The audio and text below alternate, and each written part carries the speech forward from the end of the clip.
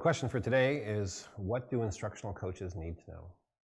And I had the pleasure of working with, I'm calculating, more than 30,000 coaches. It may be way more than that, but I work with coaches from every continent except Antarctica, and I'm telling you, we are intent to get down there with the penguins in Antarctica and work with them.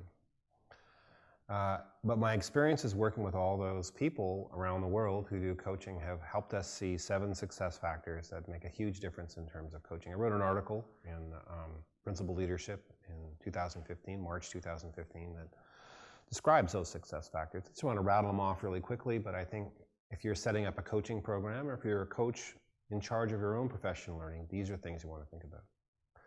First off, number 1, do you have a coaching cycle that you can implement?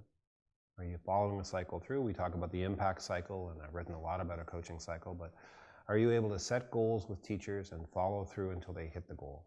Is it a student-focused goal? Second thing is to understand how to work with adults, and we talk about the partnership approach where we position teachers as partners in the process. If you don't have a clear understanding of how to work with adults, the danger is that you'll engender resistance in the way you work with them. The third thing is that you have a set of teaching practices. I call it an instructional playbook, a set of teaching practices that help the teachers hit their goals. If you're an instructional coach, the idea is better teaching equals better learning, and you're helping them learn those teaching practices. And so you need to know what your playbook is. What are those teaching practices? Fourthly, how to gather data and focus on teaching. I have a lot of ideas about how to gather data, but if you're going to set goals and monitor progress towards the goals, you need some way of gathering data.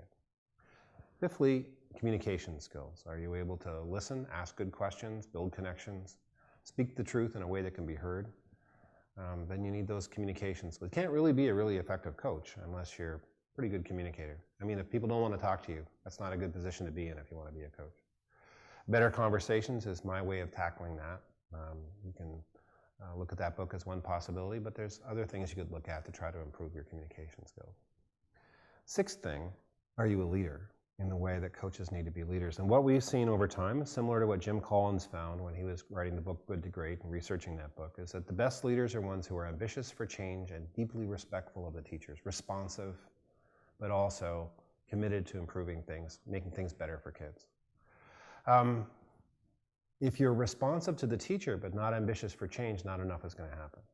If you're ambitious for change but not responsive to the teachers, nobody's going to want to work with you. So the magic, so to speak, is those two things: ambition and responsiveness, respect, commitment to the teachers.